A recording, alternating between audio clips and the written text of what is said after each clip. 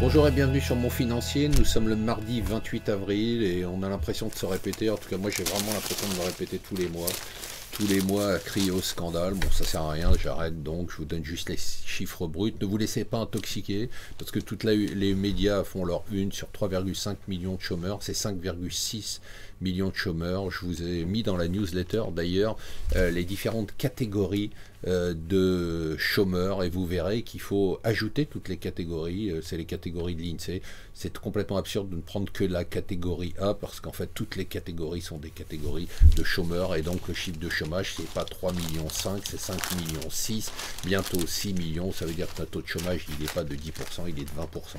Alors comme une mauvaise nouvelle ne vient jamais seule, on a appris hier que la Chine est devenue le deuxième vignoble du monde devant la France après l'Espagne, voilà. Et enfin bon, si vous voulez sourire un peu, toujours dans le Figaro reprend un article du New York Times hier qui raconte l'histoire d'un Finlandais qui a eu un excès de vitesse dans une route à 80 km/h, il roulait à 103, il a eu une amende de 54 000 euros et ce n'était pas une erreur parce qu'en Finlande, les PV sont proportionnels aux revenus. Alors la solution pour ne pas avoir de PV à 54 000 euros, c'est de prendre un taxi.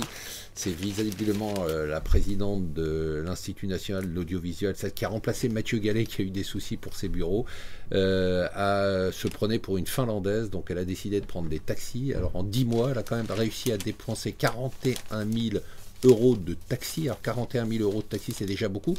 Mais c'est encore plus si vous imaginez qu'elle a une voiture de fonction avec chauffeur. Alors il faut dire que son fils avait utilisé son code et avait dépensé 6 700 euros en 10 mois. Tout ça est complètement absurde. Hier, beaucoup de nouvelles sur les stratégies des banques. Deutsche Bank annonçait sa stratégie.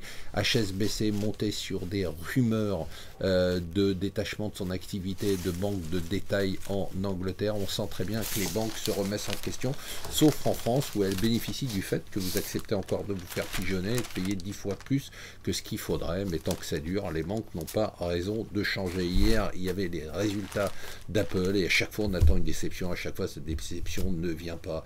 Des chiffres complètement phénoménaux, plus d'Apple, d'iPhone vendus, plus cher dans plus de pays et en plus ils ont annoncé un programme massif de rachat d'actions. Et enfin, hier, record sur les marchés. La nouvelle que les marchés ont adoré, c'est le fait que Varoufakis, le ministre des Finances grec, celui que tous les Européens détestent, a été écarté de la négociation. Il y a une nouvelle équipe de négociation.